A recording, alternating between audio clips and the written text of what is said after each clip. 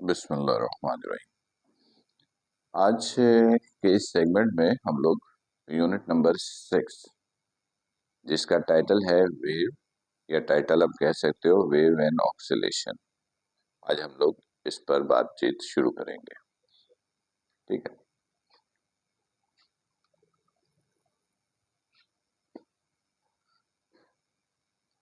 Unit number 6, title है wave. देखो, सबसे पहले तो ये क्लियर करो कि वेव हम लोग कहते किसको है, और वेव क्लियर करने के लिए एक वर्ड क्लियर करना पड़ेगा, मीडियम। मीडियम किसको कहते हैं? देखिए, मीडियम हर उस सब्सटेंस को कहोगे, हर उस ऑब्जेक्ट को कहोगे जो किसी और की कोई चीज एक जगह से दूसरी जगह लेकर जाए। ठीक है, तो जिसकी मदद से आप इंफॉर्मेशन को या ऑब्जेक्ट को ट्रांसफर कर रहे हो उसको बोलेंगे मीडियम। जैसे इस वक्त मैं अपनी साउंड यहां से आप तक ट्रांसफर कर रहा हूं, लेकिन मैं अपनी साउंड यहां से आप तक ट्रांसफर करने के लिए हेल्प ले रहा हूं, किसकी? एयर की।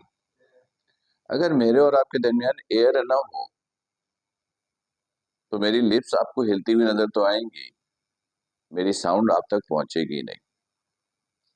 क्योंकि मेरे और आपके दरमियान जो मीडियम है एयर, वो मेरी साउंड एनर्जी की एक फॉर्म है, एनर्जी की शक्ल है, एक सेंसेशन है, एनर्जी है, जो यहां से वो साउंड एनर्जी को पिक करता है और मॉलिक्यूल टू मॉलिक्यूल ट्रांसफर करता हुआ आपकी मशीन तक लेकर जाता है, एयर तक लेके जाता है। तो एयर को बोलेंगे मीडियम। ठीक है, एयर को कहेंगे मीडियम। तो मीडियम का वर्ड क्लियर हो गया। मीडियम उसको बोलेंगे जो किसी और की कोई चीज एक जगह से दूसरी जगह लेकर जाए। अच्छा, अब एक वर्ड और क्लियर करना पड़ेगा, डिस्टर्ब करना, डिस्टरबेंस। वो डिस्टर्ब करना किसको बोलते हैं, इसका कॉन्सेप्ट क्लियर कर लो। फर्स्ट करो कि मैं कहता हूं कि सुदेश एक काम करो, एक गिलास पानी लेकर आओ। ठीक है, आप जाओगे और लेकर आओगे। अच्छा, अब इसी काम को मैं जरा कुछ इस तरीके से करूं, काम करने का तरीका बदलता हूं। मैंने कहा सुदेश मेरा एक काम करोगे? आपने कहा यस सर। मैंने कहा जाओ एक गिलास पानी लेकर आओ। जाओगे, पानी लेकर आओगे। मेरे दोनों स्टेटमेंट में काम एक ही था, उन दोनों स्टेटमेंट में आपको कोई ऑब्जेक्शन नहीं थी, ऐसा ही था ना? अच्छा, और फर्ज करो कि ये दोनों काम आप दिल से भी कर रहे हो, दिल से भी करोगे कि सर ने पानी मंगवाया ला के दो। लेकिन जो मेरा पहला स्टेटमेंट था ना, वो आपको डिस्टर्ब करने में आएगा। लेकिन जो दूसरा स्टेटमेंट था ना, वो आपको डिस्टर्ब करने में नहीं आएगा। मतलब जब किसी से कोई काम आप लो उसकी परमिशन लिए बिना, तो वो डिस्टर्ब करने में आता है। तो पहले स्टेटमेंट में मैंने आपसे परमिशन नहीं ली थी, डायरेक्ट ऑर्डर किया था। ठीक है, दूसरे में मैंने पहले परमिशन ली, तो अब जो फिर स्टेटमेंट मैंने दिया वो ऑर्डर में नहीं आता। तो पहला स्टेटमेंट परमिशन, वो डिस्टर्ब करने में है। ठीक है, तो अच्छा, अब गौर से सुनना कि फर्ज करो कि मैं साउंड यहां से आप तक पहुंचा रहा हूं, तो क्या मैंने एयर मॉलिक्यूलों से परमिशन लिया? नहीं, तो इसका मतलब मैंने एयर मॉलिक्यूल को डिस्टर्ब किया। अब गौर से सुनना, the disturbance in medium molecules by an external force is called wave.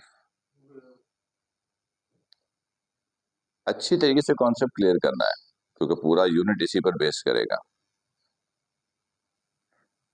The disturbance in medium molecules by an external force is called wave.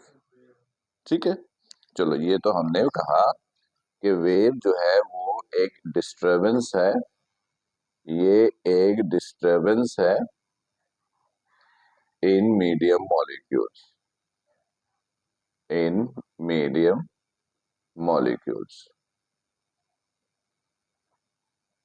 ठीक है। अच्छा, याद रखोगे कि वेव जो है ना, वो सॉलिड में भी प्रोड्यूस होता है, लिक्विड में भी होता है, गैस में भी होता है। यानी वेव प्रोड्यूस करने के लिए कोई स्पेसिफिक मीडियम का होना जरूरी नहीं है। ठीक, यानी लिक्विड में भी वेव प्रोड्यूस हो सकता है, सॉलिड में भी हो सकता है, और गैस में भी। वेव कहीं भी प्रोड्यूस हो, वेव की प्रेजेंटेशन ये है, ये वेव की प्रेजेंटेशन है, ये वेव की प्रेजेंटेशन है। वेव का जो पीक पॉइंट होता है, यानी ये वाला पॉइंट, इसको कहते हैं क्रेस्ट। ये सारे क्रेस्ट हैं। और जो ग्राउंड पॉइंट होता है, लोएस्ट पोजीशन होती है, इसको कहते हैं ट्रफ। इसको कहते हैं ट्रफ। ये सारे ट्रफ हैं। ठीक, अब देखिएगा, फर्स्ट कीजिए, ये एक वेव है, ये दूसरा वेव है।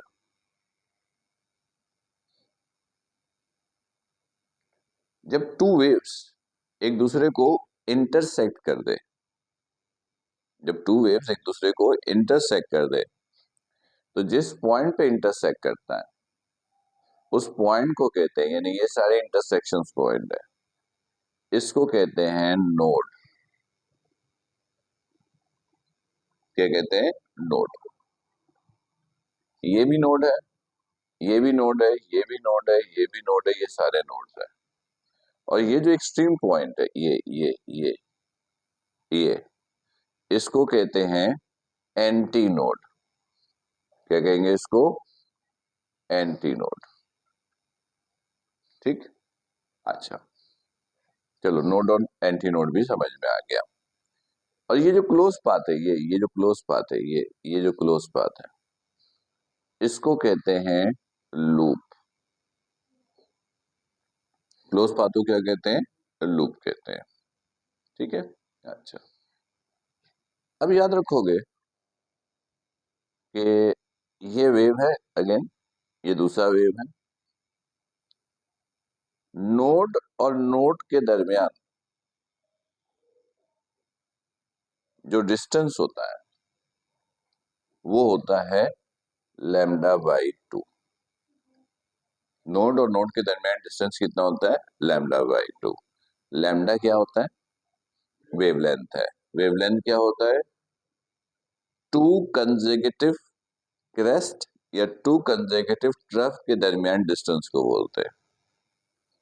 यानी टू कंसेक्यूटिव क्रेस्ट यानी ये, या टू कंसेक्यूटिव ट्रफ यानी कि ये, इसके दरमियान डिस्टेंस को क्या बोलते हैं? वेवलेंथ। वेवलेंथ बोलते हैं। यानी लैम्डा जो है वो डिस्टेंस है between two consecutive, consecutive means तरतीब से, कंसेक्यूटिव ट्रफ और crest is called wavelength, is called wavelength. सही, अच्छा। अब सुनिएगा, नोड और नोड के दरमियान डिस्टेंस तो λ/2, तो बताइए नोड और एंटी नोड के दरमियान डिस्टेंस कितना होता है? नोड और एंटी नोड के दरमियान डिस्टेंस कितना होता है?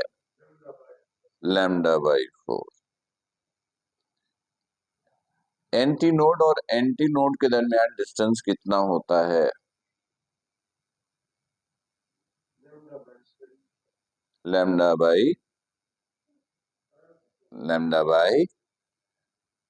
नोड और anti node λ/2, node anti node λ/4, और anti node to anti node again λ/2। Check कर लेते हैं, ये देखो, ये है, ये नोड है, ये नोड है, ठीक है। मतलब एक पूरा लूप है, एक पूरा लूप है, तो λ/2। नोड, ये एंटी नोड। तो नोड और एंटी नोड का मतलब डिस्टेंस ये नहीं होगा, ये नहीं होगा।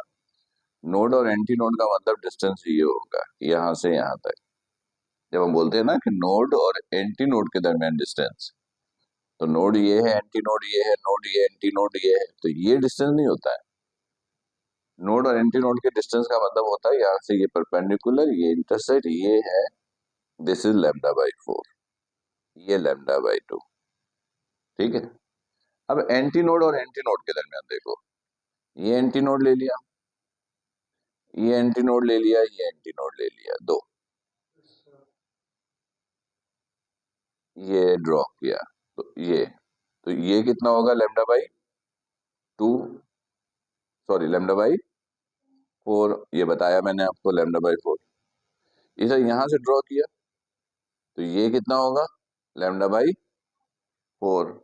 तो एंटी नोड और एंटी नोड के दरमियान ये डिस्टेंस है, तो λ/4 plus λ/4, 4 λ plus λ, 2 λ/4, this is λ/2।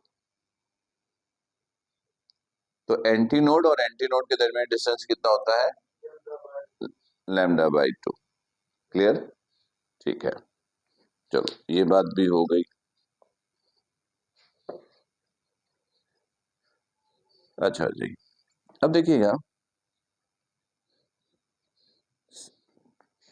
Wave बहुत सारी टाइप्स की होती है, वेव्स बहुत सारी टाइप्स की हैं।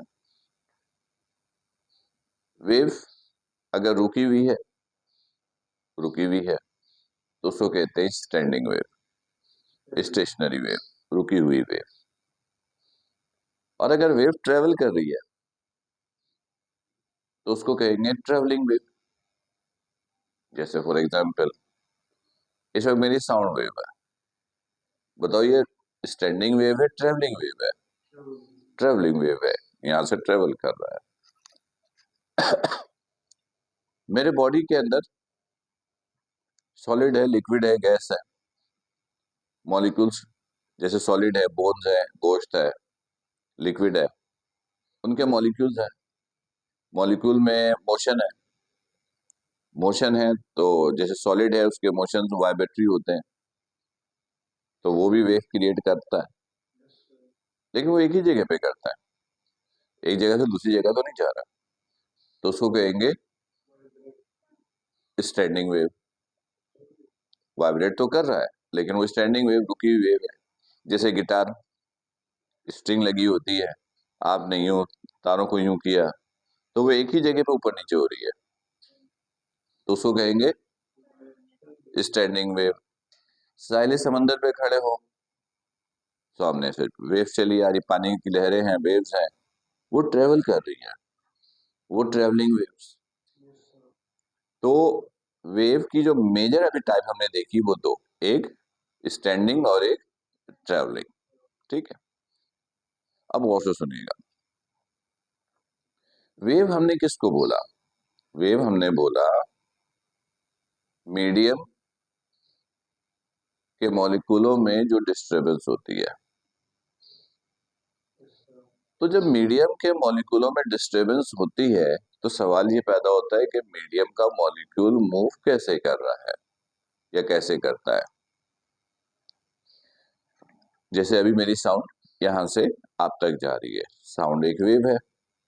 वेव का मतलब है कि मेरे और आपके दरमियान कोई मीडियम है, मीडियम कौन सा है, एयर है। तो एयर के मॉलिक्यूल की मोशन कैसी है, याद रखिएगा, मीडियम के मॉलिक्यूल की मोशन के दो ऑप्शन होते हैं, या तो वो अलोंग एक्स एक्सिस मूव करेगा या अलोंग वाई एक्सिस करेगा। अगर अलोंग एक्स एक्सिस कर रहा है तो इसको कहते हैं लॉन्गिट्यूडनल वेव, उसको क्या बोलेंगे, longitudinal wave.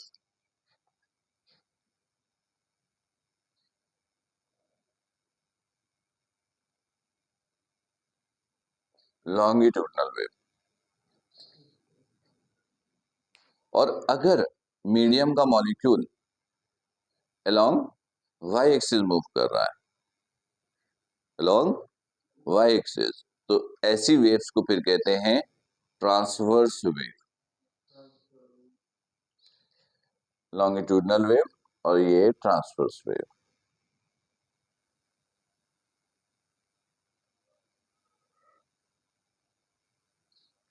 Medium molecule along X axis,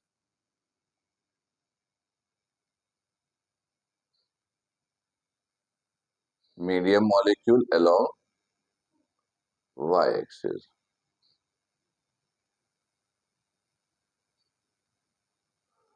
ठीक। अच्छा, तो अभी हम लोगों ने वेव की लैंग्वेज में 4 टर्म सीखे हैं, standing wave, travelling wave, transverse wave, longitudinal wave. ठीक है। अच्छा, अब सुनोगे एक ऐसी इक्वेशन जो हर तरह की वेव पर आप इस्तेमाल कर सको, उसको कहते हैं general equation. General equation, general equation of a wave, journal equations of a wave, general equation of a wave. फिर सुनिए, वेव सॉलिड में हो, लिक्विड में हो, गैस में हो, किसी भी टाइप का हो, वो फॉर्मूला जो सब पे इस्तेमाल कर लो, उसे कहते हैं journal equations of a wave. यानी ये सोचने की जरूरत ना हो कि यहाँ पर ये वाला फॉर्मूला यूज कर सकते हैं नहीं कर सकते हैं, इसका कॉन्सेप्ट ना हो, बस कर सकते हैं, बगैर सोचे समझे कर सकते हैं, इसका मतलब वो जर्नल फॉर्मूला है। तो वो जर्नल फॉर्मूला जो है वो देखो, वो है ये V is equal to F lambda. देखोगे ये आया कैसे, ये वेव है, वेव फर्स्ट को ट्रेवल कर रहा है, तो वेव की अपनी वेलोसिटी होगी। वेलोसिटी का एक फॉर्मूला आपने पढ़ा है एस ओवर टी, ठीक है, एस ओवर टी। फर्स्ट करो कि वेव जो है ट्रेवलिंग के दौरान सिंगल वेव कंप्लीट कर रहा है। सिंगल वेव किसको बोलते हैं, इसको बोलते हैं, ये सिंगल वेव है, ये एक वेव है, ये वन वेव है, ये वन वेव है, जिसमें 360 डिग्री का एंगल कवर हो जाए। ये हाफ है, ये हाफ है, तो पूरा एक 360 बन गया, ये वन वेव है। जब वेव एक कंप्लीट हो जाती है, जब वेव ट्रेवलिंग के दौरान सिंगल वेव प्रोड्यूस कर ले, तो उसमें जो टाइम कंज्यूम होता है उस टाइम को कहते हैं टाइम पीरियड। क्या कहते हैं, टाइम पीरियड।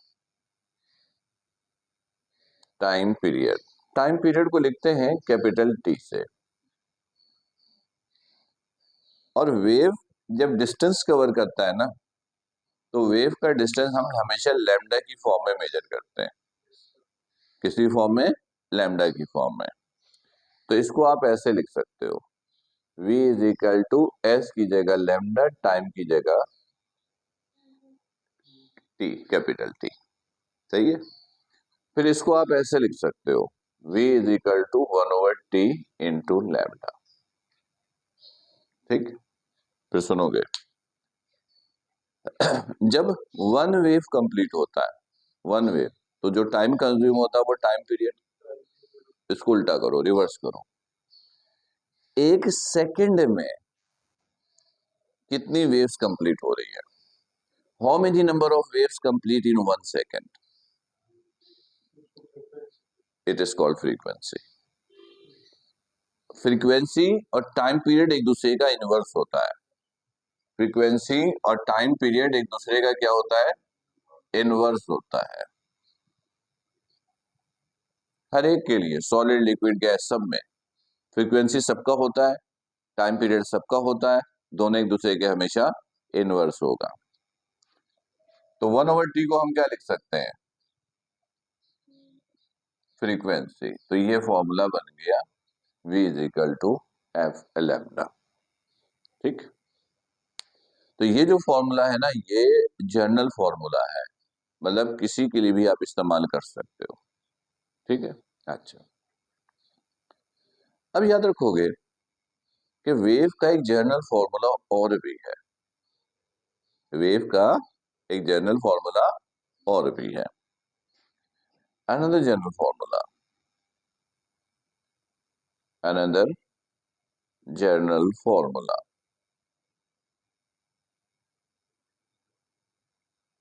सुनिएगा, जैसे फर्स्ट करो मैं हूं, अगर आपसे कहा जाए कि इस बॉडी की कैरेक्टरिस्टिक्स बताओ, तो जो मेरे अंदर कैरेक्टरिस्टिक्स होंगी वो आप लिखोगे, बताओगे। तो एक सवाल ये पैदा होता है कि वेव के अंदर भी तो कैरेक्टरिस्टिक्स होंगी। तो याद रखिएगा कि वेव के अंदर टोटल 5 कैरेक्टरिस्टिक्स होती हैं। कितनी होती हैं? 5। Number 1, amplitude.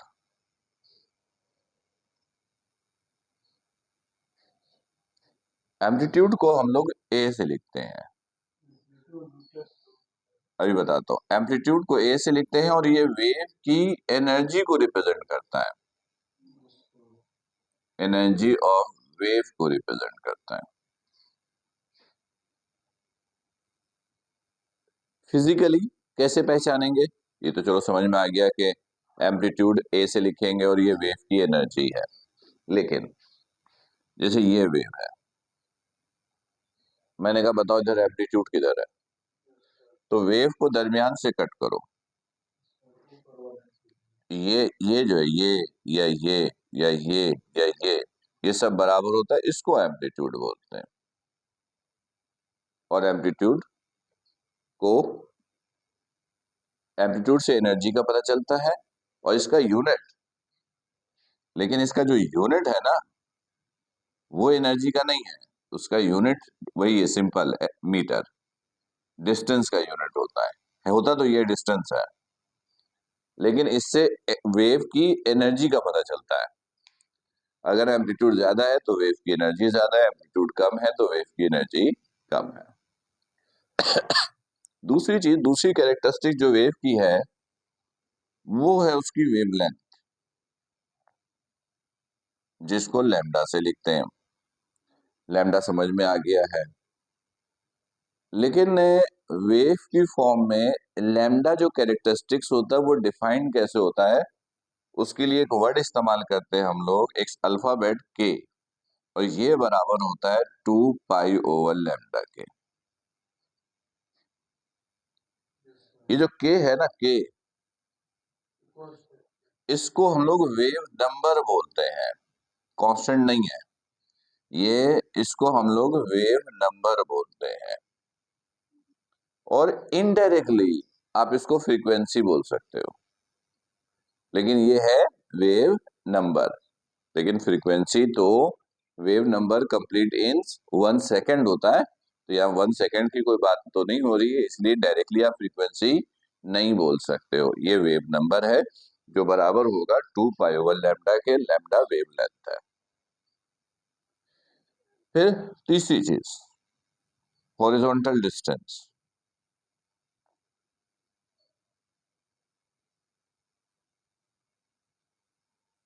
जाहिर सी बात है कि वेव है, तो वेव तो किसी मीडियम में क्रिएट हो रहा है, तो वहां पे डिस्टेंस तो कवर हो रहा होगा, तो जो भी हॉरिजॉन्टल डिस्टेंस है उसको हम लोग एक्स से लिखते हैं। फिर चौथी चीज, ओमेगा, हॉरिजॉन्टल डिस्टेंस को एक्स से लिखेंगे, omega. Angular velocity, omega, radian पर सेकेंड। देखिए, वेव जो होता है ना, वेव वो हमेशा स्फेरिकल कर्व होता है। स्फेरिकल कर्व का मतलब 2D, और जब बॉडी 2D मोशन में होता है तो बॉडी में दो तरह की वेलोसिटी होती है, लीनियर और एंगुलर। लीनियर वेलोसिटी की बात करोगे तो फॉर्मूला ये है, जिसको टेंजेंशियल भी बोल सकते हो। और दूसरी वेलोसिटी एंगुलर वेलोसिटी, जो कि सर्कल के सेंटर की तरफ होता है। ये भी कर्व है, वेव कर्व होता है, तो ये एंगुलर वेलोसिटी भी इसकी एक कैरेक्टरिस्टिक्स में से है। और सबसे आखिरी चीज है नंबर 5, वो है लास्ट टी, टाइम।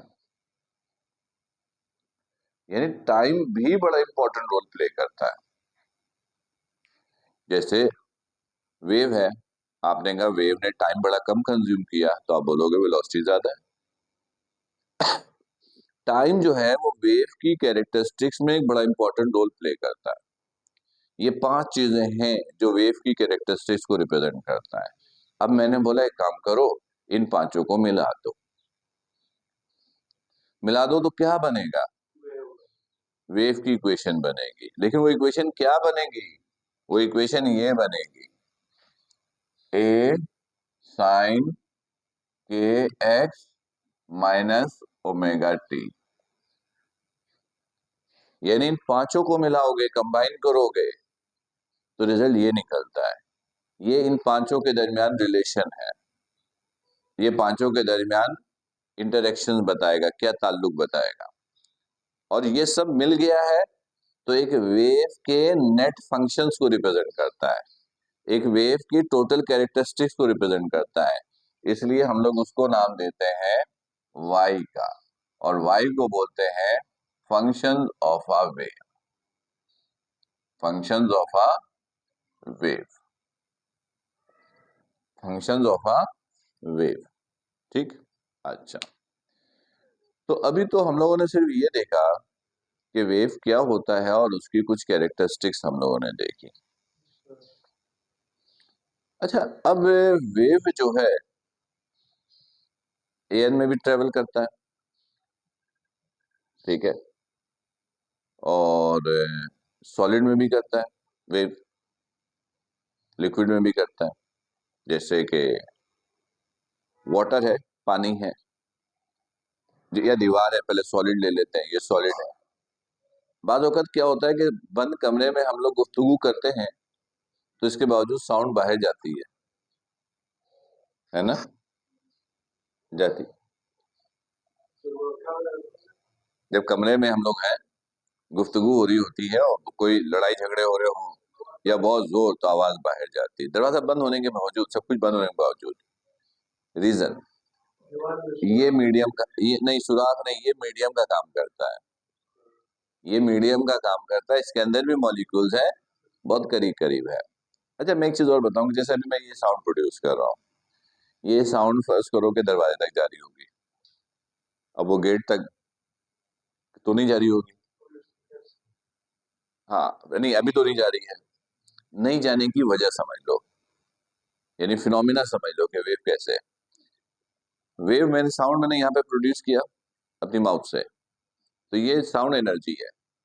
मेरे माउथ के आसपास जो एयर के मॉलिक्यूल है ना, ये एनर्जी उसके पास चली जाती है, वो एनर्जी अपने बराबर वाले मॉलिक्यूल को देता है।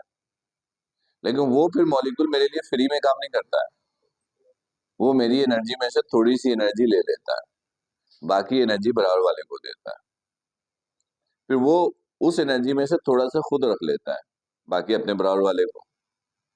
फिर उसमें से वो थोड़ा और रख लेता है, बाकी वो बराबर वाले को। इस तरह एनर्जी ट्रांसफर होती है। ऐसे ट्रांसफर होते होते एक वक्त ऐसा आता है कि मेरी एनर्जी ट्रांसफर करने के लिए बचती नहीं है, सब आपस में बांट लेते हैं। तो जहां पर ट्रांसफर होने के लिए खत्म हो गई, इसका मतलब बस मेरी साउंड यहीं तक जा रही है। तो अगर मेरी साउंड फर्स्ट को दरवाजे तक जा रही है, अब दरवाजे से आगे नहीं जा रही है, इसका मतलब ये होता है कि दरवाजे तक मैंने जितनी साउंड प्रोड्यूस की थी, साउंड का मतलब एनर्जी, वो दरवाजे तक जो एयर के मॉलिक्यूल हैं उन्होंने आपस में बांट लिया। अब आगे ट्रांसफर करने के लिए बचा ही नहीं, तो क्या ट्रांसफर हो। जैसे क्लासरूम में बच्चे बैठे होते हैं, बाद अगर टीचर बहुत स्लो बोलता है, तो लास्ट एंड में जो बच्चे बैठे होते हैं कहते हैं सर वो आवाज नहीं आ रही। रीजन यही होता है कि मैंने कम एनर्जी प्रोड्यूस की, वो energy molecule two molecule transfer होते हुए एंड तक खत्म हो गई। तो अक्सर बच्चे बोलते हैं सर थोड़ा सा लाउड बोलेंगे। जब मैं लाउड बोलूंगा तो मेरी एनर्जी ज्यादा प्रोड्यूस होगी ना, साउंड ज्यादा।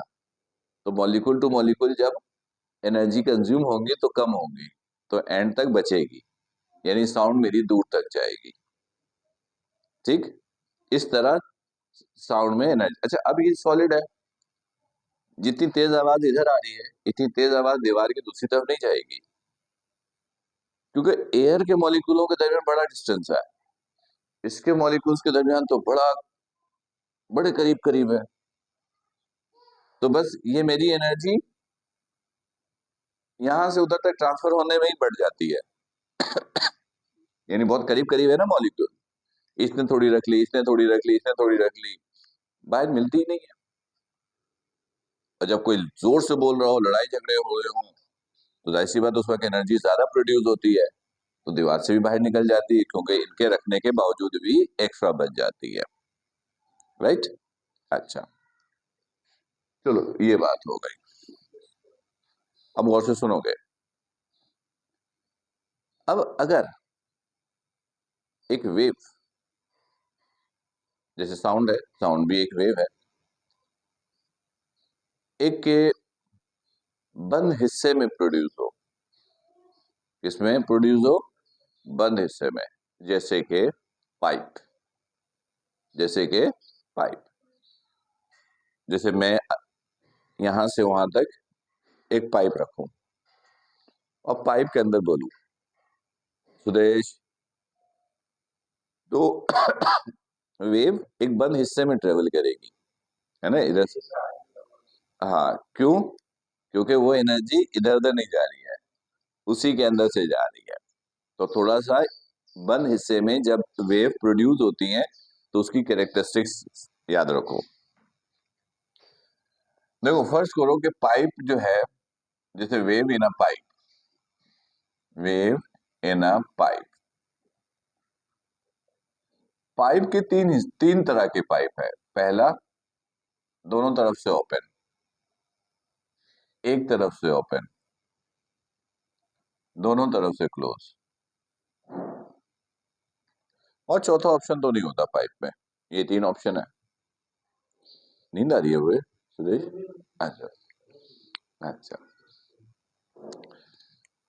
अगर पाइप दोनों तरफ से ओपन है तो याद रखिएगा, जब पाइप के अंदर वेव की प्रोडक्शन होती है तो अगर ओपन एंड है तो वहां हमेशा एंटी नोड बनेगा, एंटी नोड बनेगा ओपन वाले एंड पर।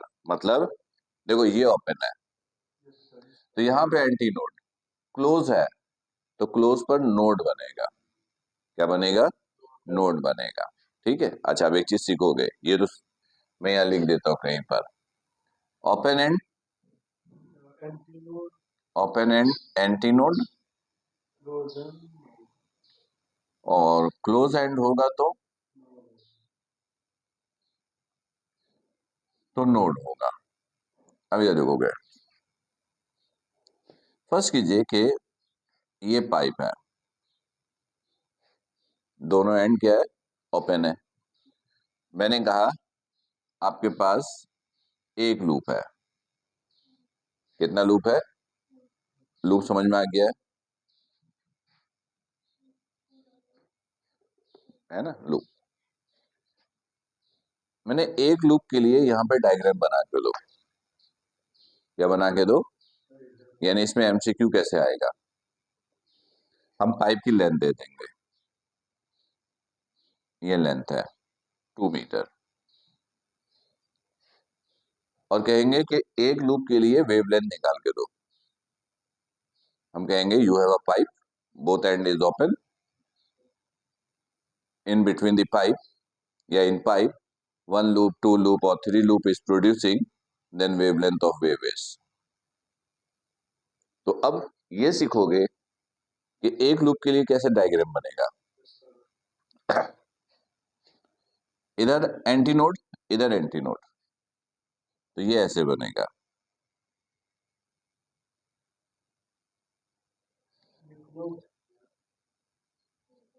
ओपन है ना, ये वाला ना, ये तो क्लोज्ड है। भाई अभी ये देख रहे हैं ओपन के लिए, तो एक लूप के लिए डायग्राम ऐसे बनेगा। लेकिन फर्स्ट करो दो लूप है, यहाँ पे समझोगे, पता कैसे चलेगा कि ये एक लूप का है दो लूप का है, ये भी समझना जरूरी है। अब मैंने एक डायग्राम ये बनाया, ये बनाया। हाँ देखो, ओपन एंड पे तो एंटी नोड बनेगा, ओपन एंड पर एंटी नोड है। अब याद रखोगे कि इसमें एक लूप पूरा कंप्लीट दिख रहा है, ये लूप है ना, ये पूरा दिख रहा है, तो ये तो एक हो गया। बाकी ये जो है ना, ये जो इनकम्प्लीट नजर आ रहा है या टूटा हुआ नजर आ रहा है, फिर ये सेकंड काउंट होगा। तो इसका मतलब है ये डायग्राम किसके लिए बना हुआ है, दो लूप के लिए बना हुआ है।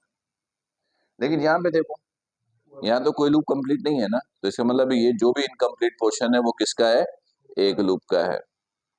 सही है। अब जैसे फॉर एग्जाम्पल मैंने कहा तीन लूप के लिए बना के दो, मैंने कहा तीन लूप के लिए बना के दो, तो इसका मतलब क्या होगा कि दो लूप पूरा होगा, दो लूप पूरा नजर आ रहा होगा। हाँ, ये एक टूटा हुआ होगा। देखो ये दो कंप्लीट है, ये टूटा हुआ है, तो ये इसका मतलब है ये तीन के लिए है। ठीक है। अच्छा, अब अगर अब अगर वन एंड क्लोज हो, वन एंड क्लोज है,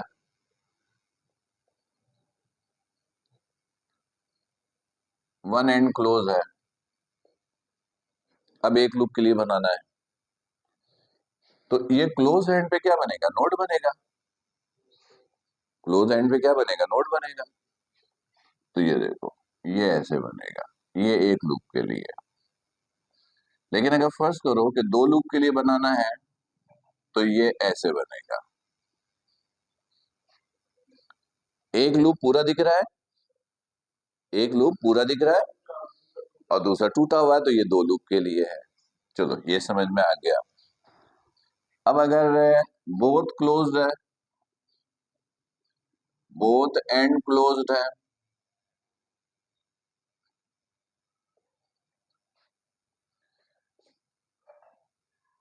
फर्स्ट करो कि ये क्लोज्ड है दोनों एंड, तो यहाँ पे क्या बनेगा, नोड बनेगा, तो ये ऐसे बनेगा। आवाज, आवाज कैसे जाएगी, वो किस कहीं से भी हो सकती है, मशीन के जरिए कर लो, जरूरी थोड़ी कि इंसान प्रोड्यूस करे। ठीक है, मशीन के जरिए साउंड प्रोड्यूस हो सकती है, अंदर वेव प्रोड्यूस हो सकती है। तो ये एक वेव है, दोनों तरफ नोड है। और अगर दो लूप के लिए बनाए,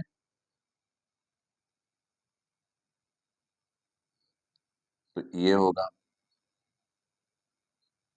ये दो लूप के लिए है। ठीक है, तो इससे न्यूमेरिकल टाइप के एमसीक्यूज आने के बड़े चांसेस होते हैं। अभी ये सीखो कि न्यूमेरिकल टाइप के एमसीक्यूज आते आएंगे कैसे।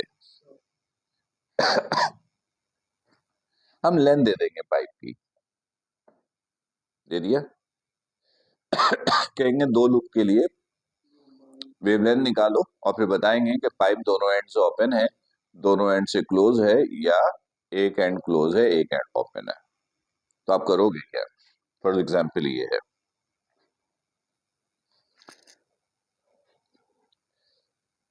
आप ये लेंथ है, अभी एल ले लें, हम वैल्यू नहीं लेते अभी, फॉर्मूला बनाना सीखते हैं। अच्छा, इसमें फॉर्मूला बनाना सीखना होगा। ये लेंथ है एल, तो ये एल बराबर होगा, ये एंटी नोड है ना, तो एंटी नोड और नोड के दरमियान डिस्टेंस कितना होता है,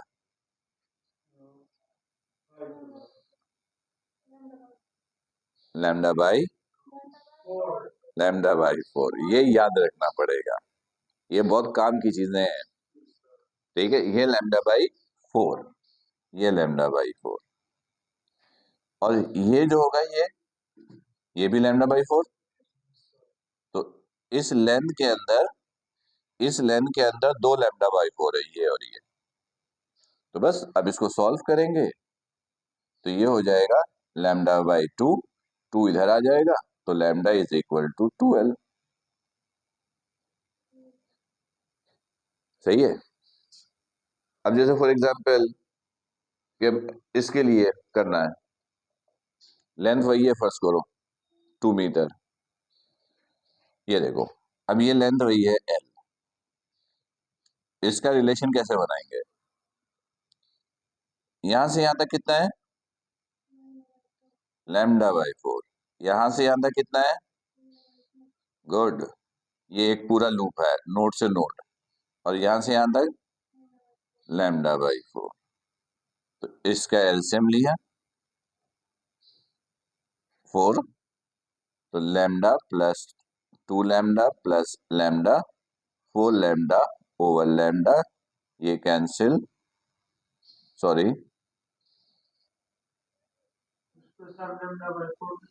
हाँ हाँ, एक मिनट ना, किस में? यहाँ पर नहीं, क्यों? ये देखो lambda by 4 plus lambda by 4, LCM लिया, हाँ तो एलसीएम में 4 आ रहा है। नहीं, मैंने तो डायरेक्ट सॉल्व करके बता दिया था ना, 2 ही है। ये देखो 4 एलसीएम, तो लैम्डा प्लस लैम्डा कितना हुआ? 2 लैम्डा ओवर 4, ये कैंसिल, तो मैंने डायरेक्ट आंसर लिख दिया था, 2 इधर गया। अब इसका जो हो गया तो ये 4 और ये हो गया 4 लैम्डा, है ना, 4 लैम्डा ओवर 4 ऐसे ही है, 1 2 1 4, ये कैंसिल, तो एल बराबर हो गया किसके?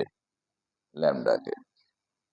यानी लैम्डा यहाँ पर 2 मीटर, जो भी लेंथ होगी वही होगा।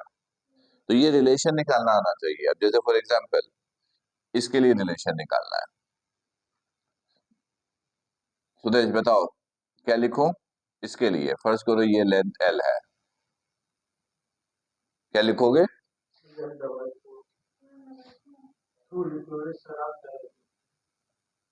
और बस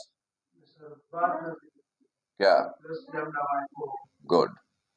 फिर सॉल्व कर लेंगे। इसके लिए सिर्फ क्या हो जाएगा? Lambda by 4। इसके लिए हो जाएगा, इसके लिए lambda by 2 plus lambda by 2। ठीक, इस तरीके से रिलेशन फाइंड आउट करेंगे। सही है, क्लियर है? ठीक है। तो अगर फर्स्ट करो कि मैं इसमें कहता हूं कि मैं एक डायग्राम बना के दे रहा हूं, आप बताइए कितने लूप के लिए डायग्राम बना हुआ है?